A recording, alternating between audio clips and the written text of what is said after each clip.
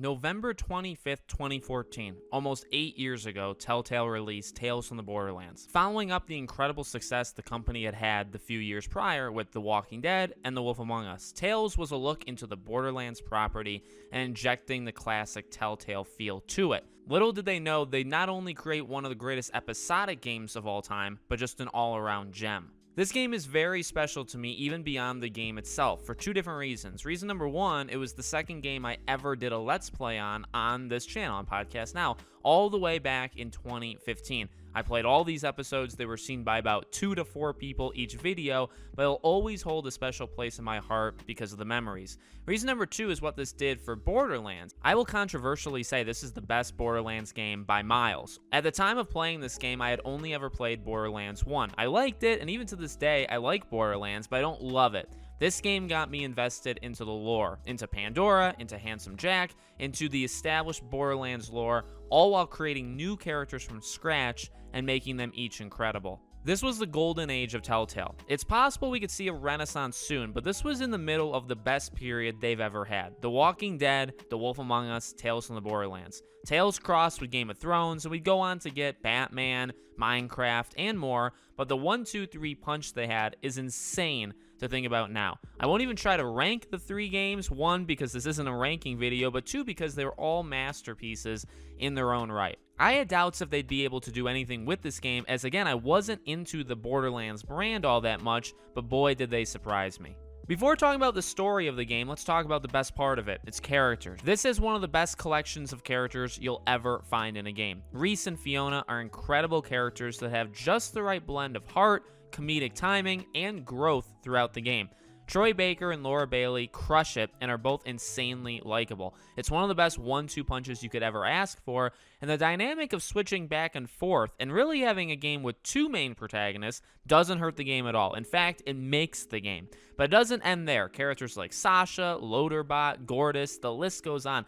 All of these characters shine again through multiple means. It's not purely comedic. A character like Gortys or Loaderbot can bring comedy, but they bring so many more things that leads us to love them. It's a lovable cast from start to finish and a group of misfits that you truly root for the entire time. The interesting thing with this game is the story actually takes a while to get going, and I'd argue the game is more about character relationships than anything else. The game starts simple enough. You want to one-up your boss who screwed you over, so you go into a situation you're not used to. A life of living above everyone in an evil company to being on the ground level. That's how Rhys's story begins, and it's through this that we meet the characters of August, Sasha, and eventually Fiona. But as the episodes go on, the story evolves and becomes more complex. Now it's about being in a very, very sticky situation where things haven't gone at all how you've planned. Hugo is after you, Handsome Jack is there, and Rhys, Fiona, and Sasha get caught up in all the madness. The episodes keep raising the stakes, but episodes 1 and 2 are very important from a world-building perspective,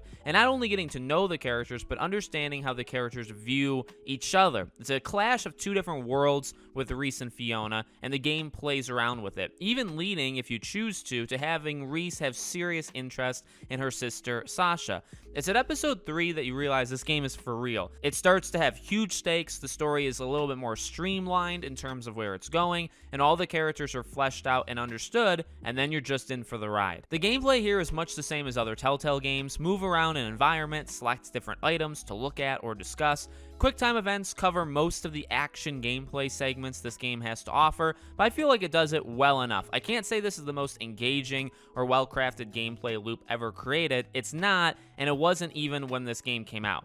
But I will say there's a simplicity to playing this game in 2022 that makes me like it more. Beyond that, it's about picking dialogue choices within a set amount of time. This game isn't trying to reinvent the wheel. It's trying to get you from point A to B with a lot of character and a lot of well-written story and dialogue to go with it. And when it's time for action, it lets the visuals do most of the talking, with you dictating how things go based off your QuickTime response. This game wouldn't work without its cast of characters. They're immensely lovable, and that makes loss very difficult to handle. The game has some fake outs for sure that I think even upon playing for a second time work really well. I can remember back to the first time playing and thinking that you actually lose Loaderbot only to realize he's the bounty hunter. It's an incredible twist and one that even if you see coming, still works really well. This is a game that you deeply care about all of its characters. Even the relationships with each other are more important and they grow. Reese and Fiona start on opposing teams, forced to work together and get out of the mess they're in. By the end of the game, they're misfit partners. Two characters that probably couldn't be around each other 24/7,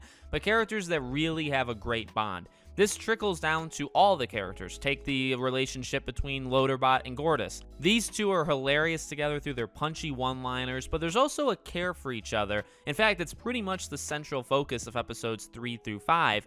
Even though there's a decently sized cast, this game is able to keep up with everyone and award them the time they deserve. Without the time spent with these characters, we wouldn't feel the same when they tug at our heartstrings with Scooter, Gortys, Loaderbot, Sasha, and more.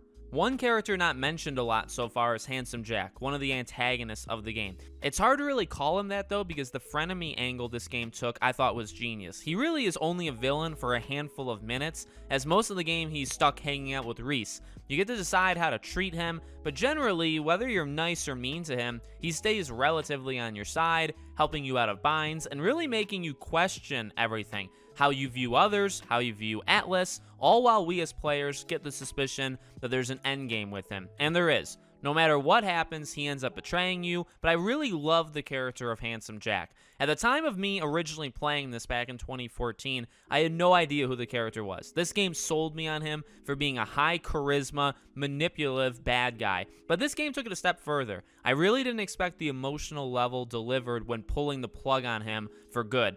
His reason for doing things, his fear of going back to the void and being alone, timed with the music cues, I thought Jack's ending was one of the most powerful moments of the entire game. One thing that really stood out to me the second time I played this game was the ending. Episode 5 in general gets a lot done. It wraps up the back and forth time jumps, deals with a massive enemy, and says goodbye to its cast of characters. It's very impressive how much the game was able to go through in just episode 5 alone, from the Power Rangers-esque fight, which was a blast to play, and customizable depending on who you bring with you on your team, to putting all the clues together to discover who the bounty hunter is. This episode has it all. But what really stood out to me emotionally is how it wrapped everything up. You know, at the end of a game, when you don't want to say goodbye to the world or characters, that game did something right. And that's exactly what happened to me when replaying this. Seeing Reese and Fiona together for one last time, them walking into the vault together, discussing who they are and what comes next, I truly didn't want to say goodbye to them. I could spend so much more time in Telltale's Pandora with this cast, seeing what adventures they go on next, seeing what the relationship with Reese and Sasha evolves into, and well, we don't get that, which is okay. This game did everything it needed to do in a very contained story, but when I find it very difficult to say goodbye, you know you did something right. This is one of my favorite games of all time. Not only that, I truly do believe this is one of the best put together games we've ever had. A relic from the height of Telltale, a masterclass of not only how to make an episodic game, but just a game in general. From the characters, to the decision making, to the dialogue, this game stands up so well 8 years later.